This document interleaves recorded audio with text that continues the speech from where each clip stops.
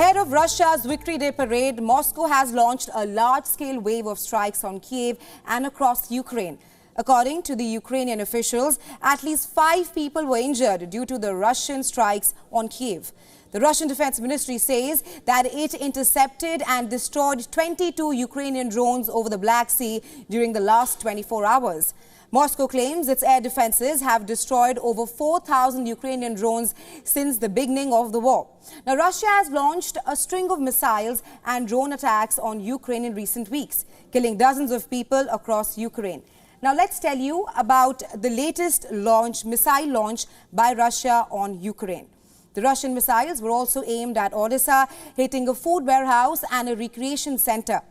The fresh attacks comes as Moscow prepares for Victory Day parade.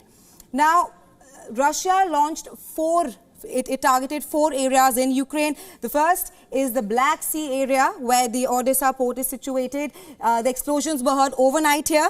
Moving on to Mykolaiv region, Russia also targeted the industrial area in the Mykolaiv region, and it also targeted Kyiv and Odessa. Let's now tell you why Odessa is such a point of contention for both Russia and Ukraine. Now, Odessa also acts as an strategic port for both Ukraine and Russia. While on the other side, we've told you about what the Ukrainian officials and Ukraine claims, but let's also now tell you about what the Russian side has been saying. Now, Russia says that it has destroyed 22 Ukrainian drones over the Black Sea. However, it is not clear as to how many drones were launched on Kyiv. Now, Russia has also intensified shelling of Bakhmut, hoping to take it by Tuesday. The battle for the city, once home to 70,000 people, has symbolic importance for both the sides. With Ukraine still holding on to some parts of the region after over 10 months of fierce fighting against the regular Russian troops and the Wagner mercenary force. Now, the Wagner chief, Yevgeny Prigozhin, ditched his plans to withdraw from Bakhmut in eastern Ukraine, saying that they had been promised more arms by Moscow. Prigozhin says that they will keep up their assault on what Russia sees as a stepping stone to other cities in the Donbas region. Meanwhile, around 1,600 people, including 660 children, have been evacuated from areas near the Zaporizhzhia nuclear power plant. Russia has told people to leave 18 settlements in the Zaporizhzhia region ahead of Kyiv's anticipated offensive. The UN's nuclear watchdog has warned of a severe nuclear accident in the region.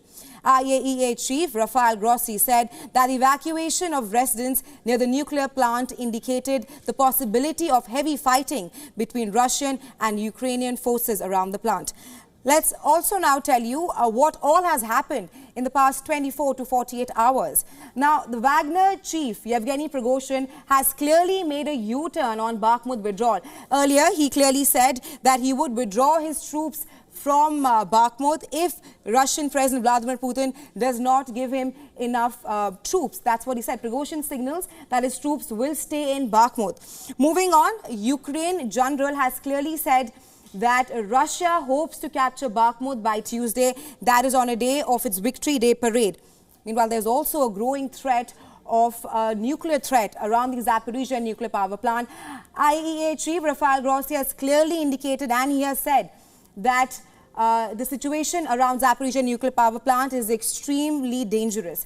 Meanwhile, Russia's own security concerns have also grown ahead of its annual day Victory Day parade. That's all that we have on the Ukraine-Russia war on Newspoint today.